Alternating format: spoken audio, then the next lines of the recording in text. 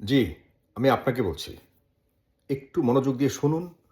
৪ minute থেকে ৫ minute একটু আমার ভিডিওটা দেখুন। আমি অনেক চিন্তা করে দেখলাম, এই বিষয়টি নিয়ে একটু সুরাহা করা প্রয়োজন এবং নির্বাচনের আগেই সুরাহা করতে হবে। আমার কথাগুলো একটু মনোযোগ দিয়ে শুনুন, শেষ পর্যন্ত শুনুন।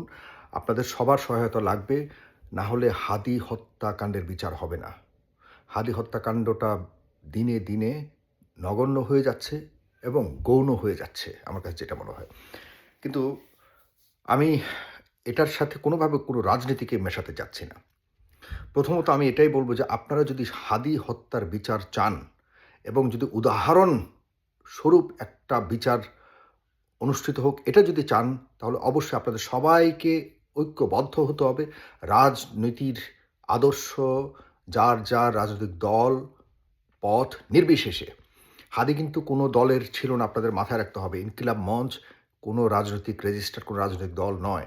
হাদি সবার জন্য কথা বলতো, হাদি দেশের জন্য কথা বলতো, হাদি সবচেয়ে বড় কথা হলো হাদি সার্বভৌমত্বের জন্য কথা বলতো এবং সার্বভৌমত্বের জন্য প্রাণ দিয়েছে।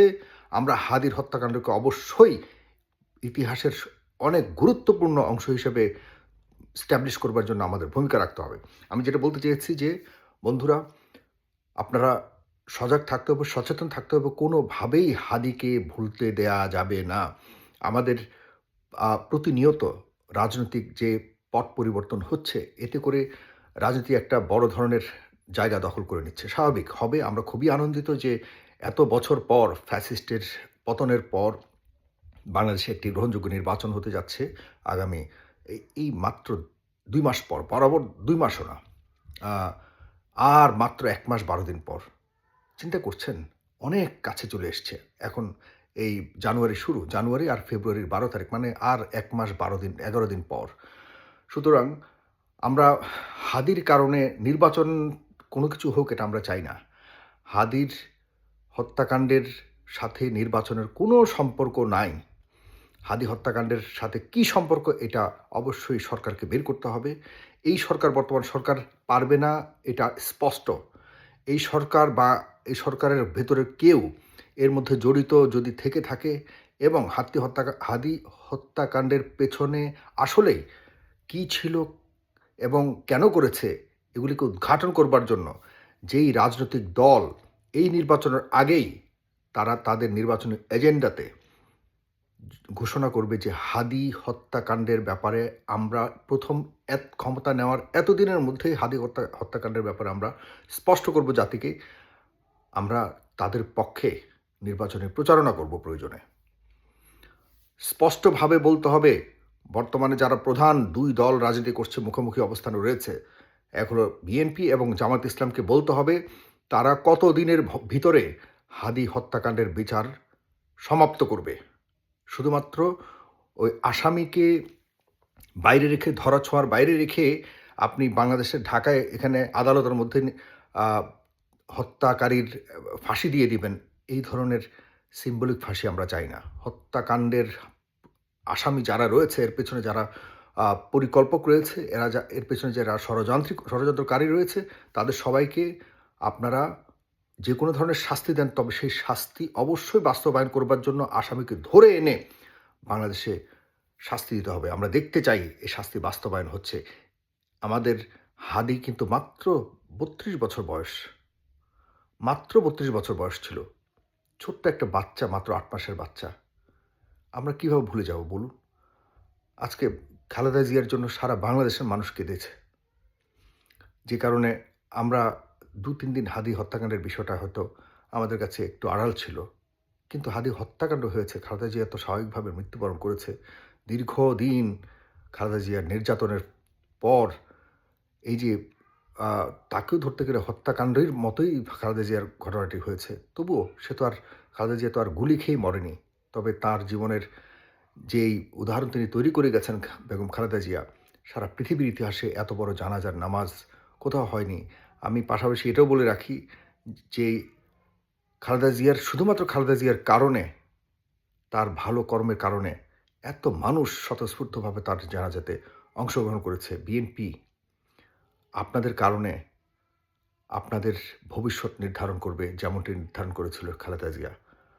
আপনাদের জানাজার নামাজে বা আপনাদের পেছনে মানুষ ঘুরবে কি ঘুরবে না, আসবে কি আসবে না, এটি নির্ধারণ করবেন আপনারা নিজেরাই। সামনের সময় আমরা দেখতে চাই আপনারা কেমন ভালো করেন, কেমন মন্দ করেন। তবে হাদি হত্যার সাথে যদি কোনো কারণে কোনোভাবে রাজনৈতিক সমঝোতা বা কম্প্রোমাইজ করবার চেষ্টা করেন জাতীয়ভাবে, আন্তর্জাতিকভাবে, আমি জানি না, আমি কোনোভাবে আ অন্ধকারে ঢিল ছুঁড়তে চাই না। অনেক কিছুই আমাদের কানে আসছে, অনেক কিছুই কানে আসছে। কিন্তু কোনোভাবে কোনো রাজনৈতিক দল যদি এই হত্যাকাণ্ডের ব্যাপারে কম্প্রোমাইজ করেন, তাদের রাজনৈতিক মৃত্যু হবে এবং চরমভাবে মৃত্যু হবে, ঘৃণিতভাবে মৃত্যু হবে। হাদি হত্যাকাণ্ড হয়েছে এই বাংলাদেশে এভাবে কোনো দিন অ্যাসাসিনেশন হয়নি, গুপ্ত হত্যা হয়নি। হাদি কিন্তু সাধারণ মানুষ ছিলেন না। স্বাধীন সে সে তথাকথিত রাজনীতিবিদও ছিল না। হাদি বাংলাদেশের কণ্ঠ ছিল। বাংলাদেশের কণ্ঠকে যারা স্তব্ধ করতে চেয়েছে, তাদের বিচার যদি এই জাতি না দেখে, তাহলে যারা করবে না, তাদের বিচারও জনগণ করবে। সুতরাং নির্বাচনী এজেন্ডাতে যে দলই এই ঘোষণা দিবে যে আমরা হাদি হত্যাকাণ্ডের বিচার করব ক্ষমতায় গিয়ে, এতদিনের মধ্যে আমরা সারা বাংলাদেশের মানুষ তাদের পক্ষে, এমনিতেই যে কে কার পক্ষে কাজ করে সে নিয়ে আমার মাথা ব্যথা নেই। তবে এই ঘোষণার কারণে আমরা তাদের পক্ষে অবশ্যই বাহবা দিব, প্রশংসা করব। এতটুকু যদি কেউ বলেন, আপনারা যারা এই যে নির্বাচন আর কিছুদিন আছে মাত্র, প্লিজ জানান দিন যে আপনারা হাদি হত্যাকাণ্ডের, কারণ এই সরকার আর পারছে না। এই সরকার চলে যাওয়ার কারণে হাদি হত্যাকাণ্ডের বিষয়টা আরও হালকা হয়ে যাবে। এখন একমাত্র উপায় এটাই আছে যে কেউ নির্বাচনের আগে প্রমিস করবে আমাদেরকে এবং দিনক্ষণ দিয়ে এতদিনের ভিতরে হাদি হত্যাকারীদের বিচার বাস্তবায়ন করবে।